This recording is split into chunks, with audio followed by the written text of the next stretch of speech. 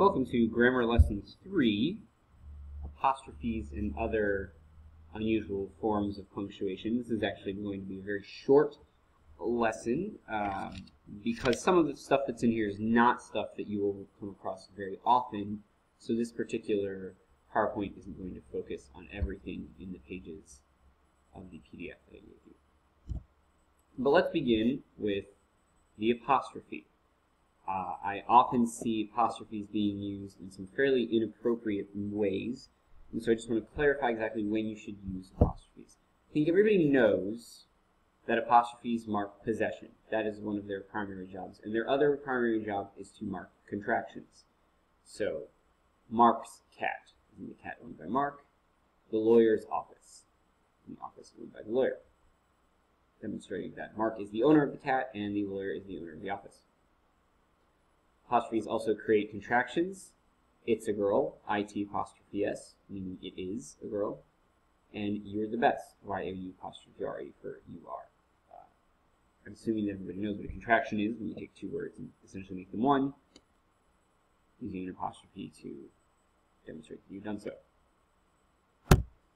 You can also optionally use apostrophes when you create plurals of what we call abbreviations.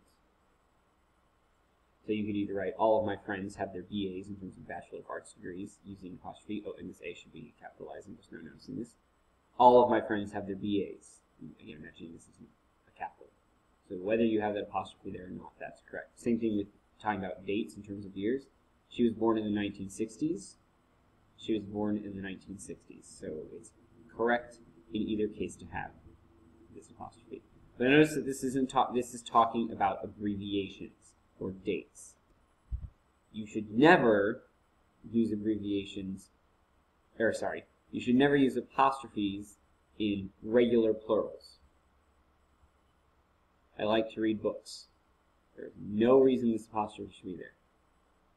I'm going to the city with the Martins. No apostrophe there, because these are not indicating possession.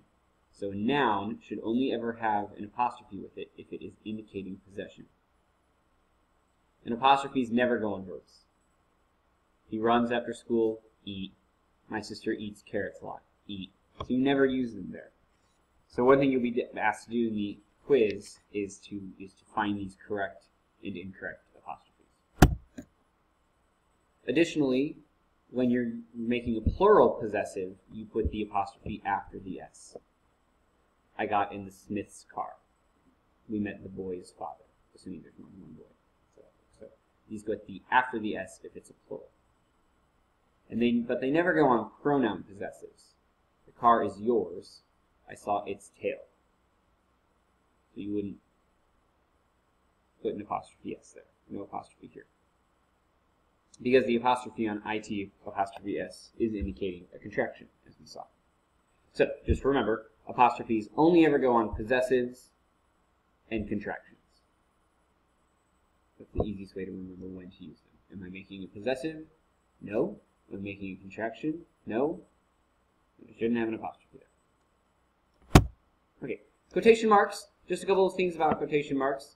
We're going to talk when we get into your last paper about how to use quotations in a text, but you'll use quotation marks in a couple of occasions. First, when you're going around direct quotes. So when you're actually quoting the exact words that a person said. The guy went that way, the witness said. So all of this gets quotation marks. We're going to talk about what this looks like, use of comma, but just remember the comma goes inside for now. That's all you need to know about that. And they also go around song titles, titles of poems and short stories, article or essay titles, and TV episode titles, episodes of TV. They don't go around TV show titles. They don't go around films or novel or other book titles. These would get italicized. So one way to remember this is quotation marks go around things that are small. So an article is a small part of a magazine. A short story is a small part of a larger collection. A single episode of a TV show is part of a larger TV show. So the smaller size things go in quotation marks. A newspaper article is part of a newspaper. So a newspaper's title would go in italics, but the article itself would go in quotation marks, for example. So I think smaller goes in quotation marks. Dashes and hyphens. These are optional kinds of punctuation that some people like to use. And what dashes can do is they can offset interruptions. So the novel, if one can call it that, appeared in 2005. So if one can call it that is an interruption. The rest of this is a complete sentence. The novel appeared in 2005. So this is sort of an offhanded comment. Or things that are non-essential. The qualities Monet painted, sunlight, rich shadows, deep colors, abounded near the rivers and gardens he used as subjects. So you could get rid of this and still have a complete sentence. The qualities Monet painted abounded near the rivers and gardens he used as subjects. So we're using a dash to offset this non-essential information. And then we've got parentheses. These can be used to offset explanations or facts. The population of Philadelphia, now about 1.5 million, has declined since the 1950s.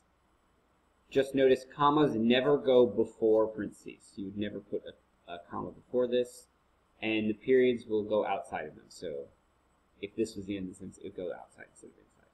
And notice you could have a sentence here without this. The population of Philadelphia has declined since 1950. So this is just explaining it. You could put a dash around this, and that'd be fine. So sometimes you can use dashes wherever you can use parentheses. Ellipses. People really like to use the ellipsis at the end of sentences, which is not where they belong. An ellipsis, which is 3 periods, is only used when you're omitting something from material that you're borrowing. So if you've got 3 sentences that you like, but you don't need the middle sentence in something you're quoting, you might put the first one, the ellipsis, and the third one. There's a bunch of different details in this section of the PDF on where to use ellipses, but this is all you really need to know about them. That you're using them when you take something out of the middle of a sentence. Okay? So I would never use an ellipsis at the end of a sentence, especially one that you've written. So never do that. Okay, and that's it. That's all you need to know from this for this lesson.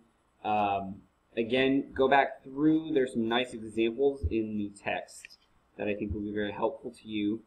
The quiz, remember, will cover not only apostrophes and other marks, but also punctuation in terms of comma and semicolon from the second lesson, as well as the discussion of sentences, because remember, these are all building on one another.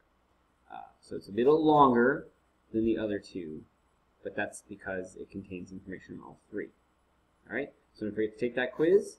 1 more of these to go, and we'll see you there.